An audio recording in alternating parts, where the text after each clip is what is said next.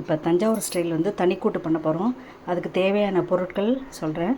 2 table spoon கொத்தமல்லி வரை, 1 table spoon கடலைப்பருப்பு, ஒரு 1/4 டீஸ்பூன் உளுத்தம்பருப்பு, ஒரு கொஞ்சமாக வெந்தயம், ஒரு கட்டி பெருங்காயம், ஒரு துண்டு சின்ன துண்டு கட்டி பெருங்காயம், ஒரு 1/4 டீஸ்பூன் மிளகு, நல்லா ஒரு எலுமிச்சம்பழம் அளவு புளி, அப்புறம் ரெட் சில்லி காஷ்மீரி சில்லி ஒரு 6, நம்மளோட தேவைக்கேற்ப ஏற்றிக்கலாம் இறக்கிக்கலாம். அப்புறம் ஒரு சின்ன துண்டு வெல்லம், கொஞ்சம் உப்பு, கல் உப்பு, ஒரு 2 டேபிள் ஸ்பூன் தேங்காய், அப்புறம் லாஸ்ட்டாக இதை போடுறதுக்கு வந்து கொஞ்சோண்டு வெள்ளை எள்ளு வறுத்து தனியாக பொடிச்சு வச்சுருக்கேன். இது எல்லாத்தையும் வறுக்கிறதுக்கு கொஞ்சம் தேங்காய் எண்ணெய்.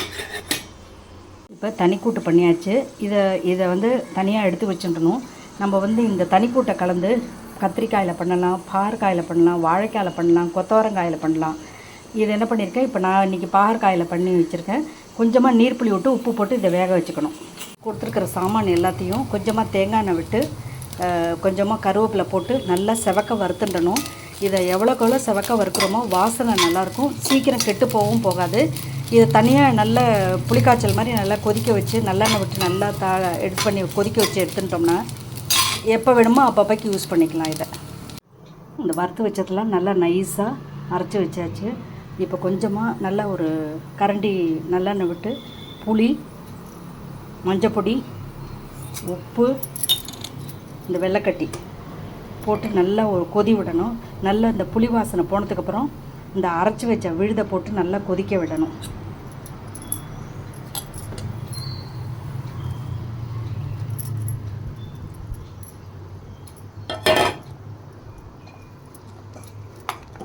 இது நல்லா கெட்டியாகி நல்லா இந்த எண்ணெயெல்லாம் மிதந்து வர வரைக்கும் கொதிக்க விடணும். கொதிக்க விட்டதுக்கப்புறம் கடைசியாக கொஞ்சமாக தேங்காய் எண்ணெயில் கடுகு, உளுத்தம்பருப்பு, கடலைப்பருப்பு, ஒரு 2 டேபிள் ஸ்பூன் தேங்காய், நிறைய கருவேப்பிலை எல்லாத்தையும் போட்டு நல்லா வறுத்து வச்சது, ப்ளஸ் லாஸ்ட்டாக அந்த வந்து வறுத்து வச்ச எள்ளு பொடியை போட்டு இது பண்ணி வச்சிட்டோம்னா நல்லா கெட்டியாகிடும்.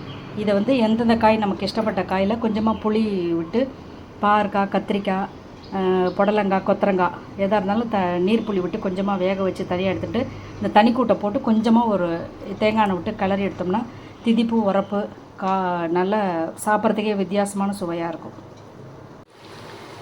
இப்போ நல்லா கொதி வந்துடுது. இப்போ கடைசியாக எண்ணெயெல்லாம் நல்லா மேலாக மிதந்து வருது.